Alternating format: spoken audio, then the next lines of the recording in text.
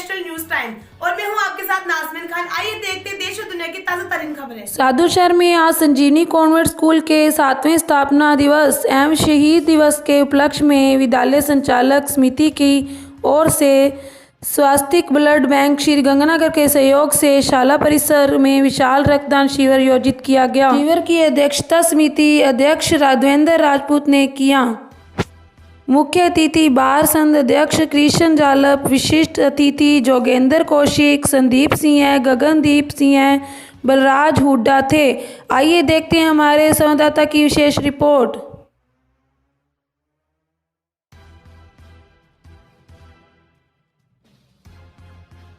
अभी हम आपको मिलवा रहे हैं शहर की जानी मानी हस्ती, समाज सेवी, गौ सेवक व मौजूदा बार संघ के अध्यक्ष कृष्ण जालप जी से। इनसे जानते हैं कि ये शहर में जहाँ कहीं भी रक्तदान शिविर लगता है तो सबसे पहले इनकी उपस्थिति दर्ज होती है। ये ऐसा कैसे कर पाते हैं या इनकी क्या मंशा है, और ये जो रक्तदान शिविर है इसके बारे में भी है और आज के दिवस के बारे में इनसे विस्तार से पूछेंगे। तो वकील साहब, स्वागत है आपका। जय श्री राम। तो आप ये बताएं कि ये संजीवनी वाले जो कॉन्वेंट स्कूल लगाते हैं इनके बारे में थोड़ा विस्तार से बताएं। सोनी जी, मैं आपको सर्वप्रथम बताना चाहूँगा कि आज का दिन शहीदी दिवस के रूप में मनाया जाता है पूरे भारत में।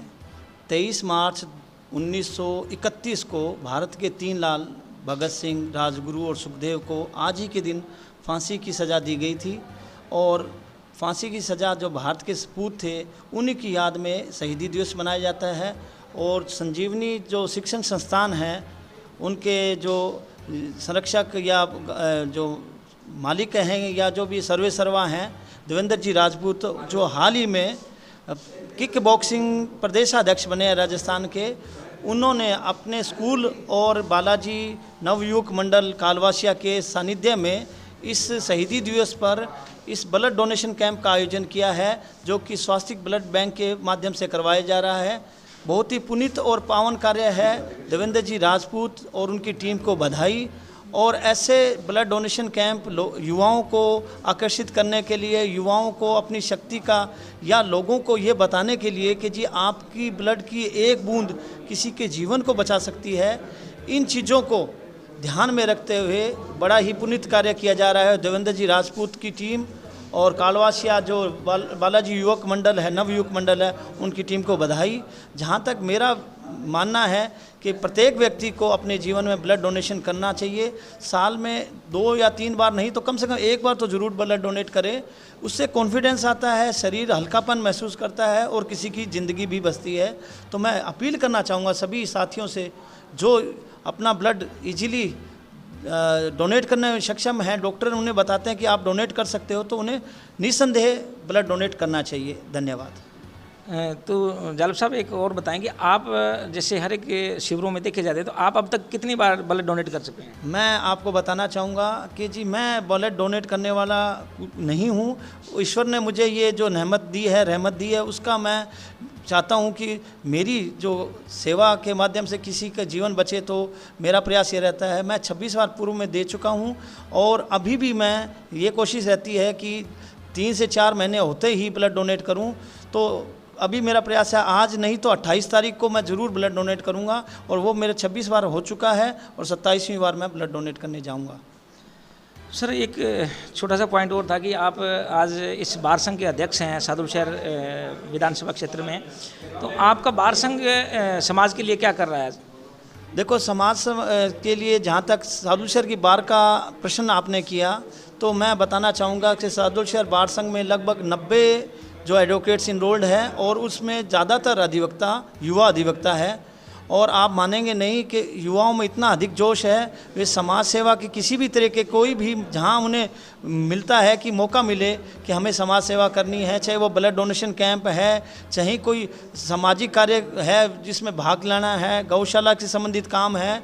और आप मानेंगे नहीं कि सादुलशहर की जो युवा जो टीम है वो क्या है जी, अब आगे नए सिरे से नया आयाम पेश करती जा रही है। और जहाँ भी समाज सेवा का क्षेत्र है, चाहे वो धार्मिक क्षेत्र है, हर जगह हमारे युवा अधिवक्ता हर जगह मौजूद रहते हैं। हमारे दीपक जी स्वामी हैं जो बार के सचिव भी हैं।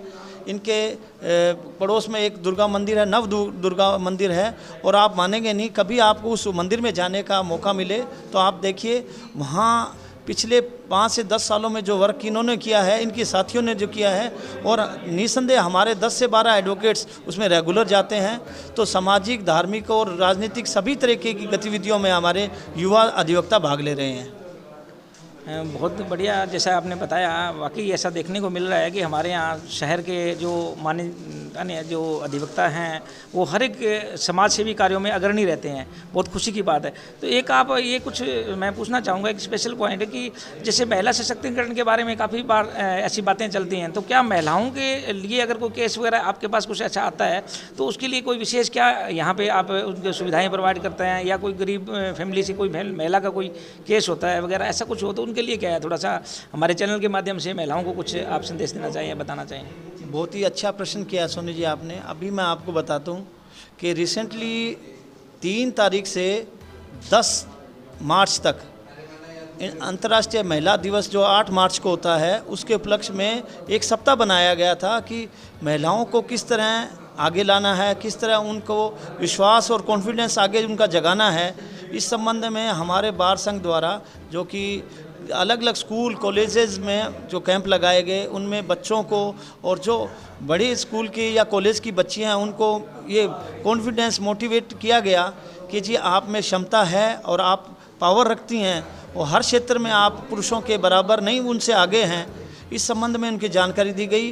और जहाँ तक प्रश्न आपने किया कि कोर्ट क्या सुविधा प्रोवाइड करवाता है, तो मैं आपको बता दूं कि यदि कोई भी मुकदमा या इस्तगासा या कोई कंप्लेंट यदि किसी महिला द्वारा की जाती है, तो सर्वप्रथम यदि वो महिला द्वारा करवाई गई कंप्लेंट दर्ज हो जाती है तो सरकार की ओर से एक लोक अभियोजक है, वो उसकी पैरवी फ्री ऑफ कॉस्ट करता है। इसके अतिरिक्त कोई भी महिला यदि किसी कारणवश किसी प्रकरण में मुलजिम हो जाती है या उसको खिलाफ कोई कार्रवाई कोर्ट मानती है कि ये इस हस्तगत प्रकरण में अक्यूज है, मुलजिम है, और वो सक्षम नहीं है अपनी पैरवी करने के लिए कोई प्राइवेट वकील से, तो सरकार उन्हें अपनी लेवल पर लीगल जो सुविधा देती है, उन्हें फ्री ऑफ कॉस्ट अधिवक्ता नियुक्त मिलते हैं, वो उनकी पैरवी करने के लिए तैयार रहते हैं और कोर्ट उसकी पे करती है, सरकार के द्वारा उसके पैसे दिए जाते हैं। तो ऐसा नहीं है महिलाओं के मामले में। और जहाँ तक SC ST की महिलाओं का मामला है, उसमें तो यहाँ तक है कि यदि कोई SC की महिला के साथ कोई प्रकरण होता है, चाहे वो बलात्कार संगत है या उसको नीचा दिखाने के लिए उससे जातिगत गालियाँ निकाली गई है या उसके साथ मारपीट की गई है, तो उसमें SC ST प्रोविज़न में उनके उस प्रकरण को चलाने के लिए और प्रकरण पूरा होने तक उन अलग से पैसे देने का भी प्रावधान दिया गया है। वकील साहब, बहुत कम समय मिलता है आप जैसे लोगों से मिलने का, तो आज मौका मिला है तो हम लोग चाहेंगे कुछ और इस बारे में बातें की जाएं। आप बहनों को क्या ऐसा संदेश देना चाहेंगे जिससे वो अपने जो सुरक्षा को सही दिशा में लेकर चलें या उस सुरक्षित महसूस करें? उनको कौन से कदम उठाने चाहिए या कौन से ऐसे विशेष लॉ हैं या कानून हैं हमारे संविधान के जो बहनों के लिए हैं और बहनें नहीं जानती है, तो वो उनके लिए थोड़ा सा प्रकाश डालें आप। मैं बताना चाहूँगा सोनी जी कि अब नारी अबला नहीं है, सबला है और सक्षम है।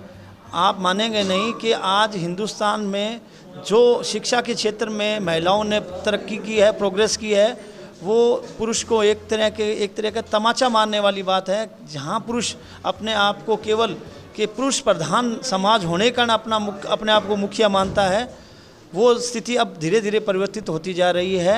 आम जनता इस बात को नहीं समझेगी तो महिलाएं पुरुषों से आगे निकलेंगी हर पोस्ट में, चाहे वो स्कूली शिक्षा हो, चाहे वो न्याय का क्षेत्र हो, चाहे राजनीतिक क्षेत्र में, हर क्षेत्र में महिलाएं आगे आ रही हैं और पुरुषों को कंधे से कंधा मिलाकर साथ देने के साथ साथ उन्हें कड़ी चुनौती भी दे रही हैं। जहाँ तक महिलाओं का सवाल है, मैं कहना चाहूँगा कि केवल और केवल उनमें एक कॉन्फिडेंस लाने की ज़रूरत है। पुरुष से आगे हैं महिलाएं और उन्होंने जो अपने आयाम स्थापित किए हैं वो निस्संदेह पुरुषों से कहीं आगे निकल जाएगी। यदि इस बात से पुरुष सबक नहीं लेते हैं तो महिलाओं का राज आने वाला है और महिला कहीं भी पीछे नहीं है। बहुत अच्छा आपने बताया वकील साहब, और साथ साथ में आपने पुरुषों को चेताया भी तो बहुत खुशी की बात है। और आज अगर ऐसा हो रहा है, इसके बावजूद भी जो अपराध दर बढ़ती जा रही है, तो लोगों को चाहिए, महिलाओं को खास करके अपने अधिकारों के बारे में जानकारी रखें, और अगर आवश्यकता पड़े तो ऐसे जो समाजसेवी लोग हैं अभी हम लोग मिलवाते हैं आपको एक महान शख्सियत से जो सादुल शहर ही नहीं पूरे राजस्थान में चर्चा का विषय है। पिछले काफ़ी लंबे समय से युवाओं के दिलों की धड़कन बन चुके हैं। ये हैं देवेंद्र राजपूत जी, जो कि संजीवनी स्कूल के अध्यक्ष हैं और बाकी काफ़ी संस्थाओं के अंदर ये पदाधिकारी हैं। तो इनसे आज जानेंगे कि इनके अंदर ये ऐसा कॉन्फिडेंस या ऐसी जो हुनर जो है वो ये कहाँ से इनके पास आया कि ये हर एक युवा के दिलों की धड़कन बन चुके हैं। ये नशा के खिलाफ भी बहुत कुछ कर रहे हैं। अभी ये ब्लड डोनेशन जो कैंप लगाया जा रहा है या जो चल रहा है, ये भी इन्होंने लगाया है। ये 7वां कैंप है और ये 100% सक्सेस कैंप है, जिसके अंदर लगभग 50 से 100 यूनिट तक का इनका संग्रह होता है हर बार। तो इनसे अभी मिलवाते हैं आपको देवेंद्र राजपूत जी। सर नमस्कार। नमस्कार सर, आपका बहुत बहुत स्वागत है सर हमारे स्कूल के अंदर और इस ब्लड डोनेशन कैंप के अंदर। देवेंद्र जी, मैं आपसे फर्स्ट टाइम मिल रहा हूं, तो आप से चाहूँगा कि आप पूरा परिचय दें। सर मेरा नाम देवेंद्र राजपूत है और मैं हनुमानगढ़ जंक्शन का रहने वाला हूँ। लगभग आज मुझे 16 साल हो गए सादुल शहर में काम करते हुए। यहाँ पहले मैंने एक स्कूल में सिर्फ स्पोर्ट्स टीचर के रूप में ज्वाइन किया था। उसके बाद मैंने खुद की यहाँ पर अपनी संस्था बनाई। अभी संजीवनी शिक्षण संस्थान संजीवनी कॉन्वेंट स्कूल के नाम से मैं यहाँ पर एक स्कूल चला रहा हूँ, जिसमें लगभग 550 बच्चों को मैं शिक्षा प्रदान कर रहा हूँ। इसके अलावा मैं देव स्पोर्ट्स क्लब सादुल शहर, जहाँ पर मार्शल आर्ट और एथलेटिक्स और आर्मी की तैयारी करवा रहा हूँ बच्चों को। और लगभग मेरे पास 60 से 70 बच्चे हर साल ज्वाइन कर रहे हैं, जिनको बच्चों को मैं नशे से दूर रहने के लिए और अच्छी शिक्षा ग्रहण करके एक सुनागरिक बनने के लिए प्रेरित कर रहा हूँ। तो सर ये आपने कब से सफ़र शुरू किया, कितना समय होगा आपको? सर लगभग अभी तक 16 साल हो चुके हैं और 2001 से मैंने कराटे खुद ज्वाइन किए थे। 2006 में फर्स्ट टाइम मैं कराटे में मेडलिस्ट रहा। उसके बाद में मैं कराटे में जो सर्वोच्च डिग्री होती है ब्लैक बेल्ट वो हासिल की। और आज आप सबके आशीर्वाद और पूरे माँ बाप की कृपा से आज मैं 6 Dan black belt all India karate federation से चल रहा हूँ और WKF वर्ल्ड कराटे फेडरेशन में फर्स्ट डैन ब्लैक बेल्ट हूँ। और 9 टाइम मैं इंडिया रिप्रेजेंट रह चुका हूँ, जिसमें 6 टाइम मैं इंडिया के लिए गोल्ड मेडल ले चुका हूँ। और जिसके लिए मुझे राष्ट्रीय कांग्रेस अध्यक्ष सोनिया गांधी, अपने राजस्थान के चीफ मिनिस्टर अशोक गहलोत जी और राजेंद्र राठौड़ जी और हमारे जिला कलेक्टर महोदय कई बार मुझे सम्मानित कर चुके हैं। और मुझे बहुत ज़्यादा खुशी मिलती है जब देश का ध्वज और देश का राष्ट्रीय गान हमारे लिए बजता है, जब हम किसी अदर कंट्री में पार्टिसिपेट करते हैं, और काफ़ी प्राउड महसूस होता है इसके लिए। सर हमारे लिए बहुत फ़ख्र की बात है, गर्व की बात है एक क्षेत्रवासियों के लिए कि ऐसी शख्सियत हमारे बीच में हैं और ये लगातार अपनी सेवाएं दे रहे हैं।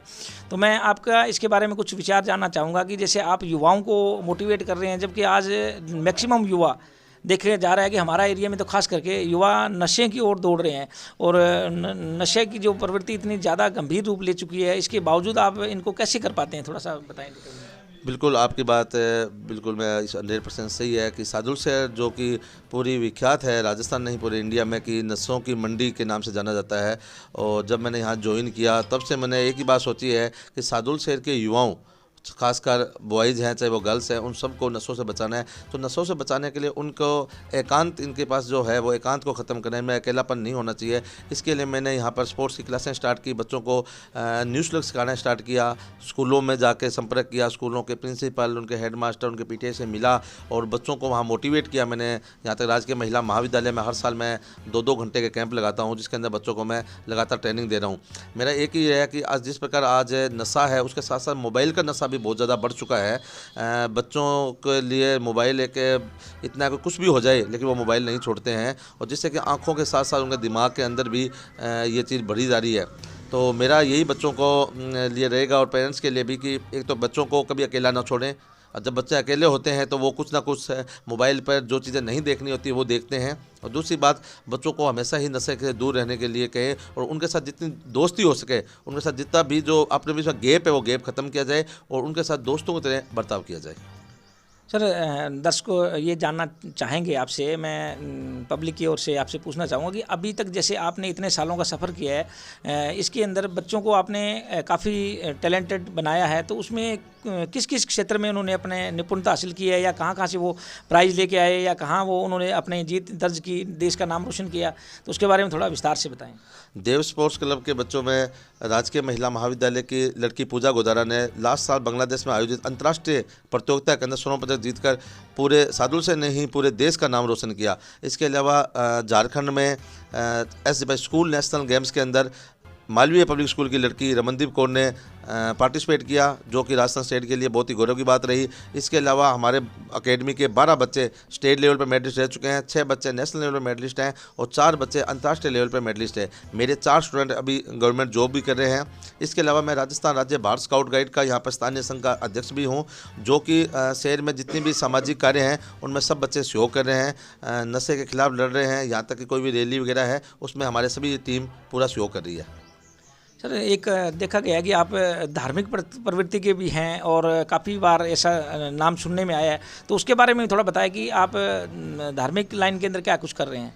श्री बालाजी नवयुक्त मंडल के नाम से हमारी एक संस्था है सर, जिसमें लगातार आज 7वां साल है कि हम जो सालासर पैदल यात्री जाते हैं उनके लिए लंगर लगाते हैं और 3 दिन तक हम लोग सालासर में जो भी पैदल यात्री आते हैं उनकी सेवा करते हैं। हर तरीके से मेडिकल सुविधा दी जाती है उनको और साथ में उनको हम लोग मसाज की सेवा देते हैं, ताकि बच्चों को कोई भी मांसपेशियाँ खिंच जाती है या किसी प्रकार का दर्द वगैरह होता है तो उनको हम सब लोग सेवाएँ करते हैं उनकी। तो सर, ये जो स्पोर्ट्स लाइन है ये बहुत ही अच्छी लाइन है कि नशे से दूर रहने के लिए सबसे ज़्यादा ज़रूरी युवाओं के लिए ही है। तो मैं ये पूछना चाहता हूँ कि आपको इसके अंदर कौन कौन लोग ऐसे हैं जो इसमें आपको सहयोग कर रहे हैं, मतलब कौन कौन से किस फील्ड के लोग हैं जो आपको सहयोग दे रहे हैं। शहर के सभी गणमान्य व्यक्ति खासकर सहयोग दे रहे हैं। यहाँ के प्रदीप जी चेयरमैन साहब ने हमेशा से मेरे ऊपर हाथ रखा है। साथ ही स्थानीय एमएलए जगदीश जांगड़ जी है, वो भी बहुत सहयोगी है और खेल के क्षेत्र में बहुत ज़्यादा वो लोग मदद कर रहे हैं। इसके अलावा शहर के गणमान्य जो व्यक्ति है, कमल छाबड़ा जी हैं, चाहे वो यहाँ के ठेकेदार मक्खन लाल जी जो अभी चेयरमैन साहब है, रामावतार जी है, कृष्ण जालव जी जो अध्यक्ष हैं, और इसके अलावा और भी व्यक्ति है, मैं नाम सभी के नहीं बना पाऊंगा, लेकिन सभी तो एक छोटा थोड़ा और कि जैसे पुलिस प्रशासन हुआ या जो स्थानीय प्रशासन है, स्थानीय प्रशासन की तरफ से आपको क्या सहयोग मिल रहा है। स्थानीय प्रशासन से तो मैं अपील करना चाहूँगा कि जब मैं न्यूज़ लोग यहाँ पे सेवाएं दे रहा हूँ तो जब भी गर्ल्स स्कूल है या वो प्रशासन की तरफ से भी कैंप लगाएं यहाँ पे, अगर बच्चों को आत्मरक्षा, जिस प्रकार की आज की बेटियों के प्रति जो आम लोगों की धारणा बन चुकी है, जिस प्रकार के आज आप राजस्थान में रेप की दृष्टि देखें तो अपना नाम बहुत ऊपर जा रहा है कि अपने राजस्थान बहुत ज़्यादा रेप हो रहे हैं, तो प्रशासन और पुलिस विभाग को इस चीज़ के लिए थोड़ा सा आगे कदम उठाना चाहिए और समय समय पर सादुल शहर के अंदर मार्शल आर्ट की और सेल्फ डिफेंस की क्लासें लगानी चाहिए, ताकि लड़कियां बहादुर बने और साहसी बने और अपनी आत्मरक्षा कम से कम कर सके वो। तो आप हमारे चैनल के माध्यम से पब्लिक को या युवाओं को क्या संदेश देना चाहेंगे सर। बस मेरा एक ही नेम है, एक ही एम है कि अगर इस देश के इस दुनिया में अपने पैदा होकर आए हैं, जब अपने मरें, जो मेरा ड्रीम था, मेरे कोच बसंत सिंह मान या राजेश पोटलिया जी दो मेरे पीटीआई रहे हैं, उसके बाद मैंने संदीप गुप्ता जी जो मेरे कराटे कोच रहे हैं, और अभी मेरे भरत शर्मा जी जो कि राजस्थान नहीं पूरे इंडिया के मास सेक्रेटरी हैं।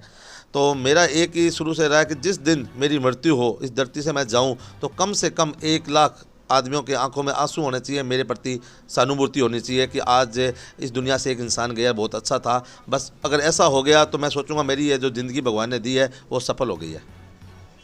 देवेंद्र जी, बहुत अच्छा लगा आपसे मिलके, और आप जैसे लोगों की हमारे देश को बहुत सख्त ज़रूरत है। हम लोग चाहेंगे कि आप जैसे लोग हर एक कॉलोनी नहीं, हर एक घर में ऐसे पैदा हों, ताकि वो देश को आगे ले जाने में अपना योगदान दें। और आपका वाकई योगदान जो है वो काबिल तारीफ़ है, और आप लोग ऐसे ही लगे रहें। हमारा सहयोग, हमारे चैनल का सहयोग आपके साथ हमेशा बना रहेगा। और बहुत बहुत धन्यवाद आपका कि आप हमारे इस क्षेत्र के लिए, आप हनुमानगढ़ डिस्ट्रिक्ट से होते हुए भी यहाँ पे सेवाएं दे रहे हैं। इसके लिए हम लोग और हमारा चैनल का पूरा परिवार, न्यूज़ मीडिया ग्रुप, हमारा नेशनल न्यूज़ टाइम, ये पूरे परिवार की तरफ से आपको धन्यवाद देते हैं, बधाई देते हैं, और आपको सहयोग का आश्वासन देते हैं कि हमारे चैनल की तरफ से कभी भी किसी भी टाइप की आपको आवश्यकता पड़े, आप हमसे बोल सकते हैं, निसंकोच बोल सकते हैं। कोई प्रशासन आपका हेल्प सहयोग करे या ना करे, हमारी टीम पूरी की पूरी आपके लिए सदैव हाजिर रहेगी। क्योंकि आपके जो ये जितने भी आपने कार्यक्रम बताए हैं, जो आप करने जा रहे हैं, वो वाकई काबिल तारीफ़ हैं। बहुत बहुत धन्यवाद। आपकी टीम का भी बहुत बहुत धन्यवाद कि आपने मेरी आवाज़ को पूरे सादुल शहर वासियों ने पूरे राजस्थान तक पहुंचाई। और मेरा हमेशा ये रहेगा कि कोई भी युवा नशा ना करें और खेलों में, शिक्षा में, कहीं ना कहीं क्षेत्र में जाके अपना नाम रोशन करें, अपने माँ बाप का नाम रोशन करें, अपने गुरुओं का नाम रोशन करें। जय हिंद, जय भारत।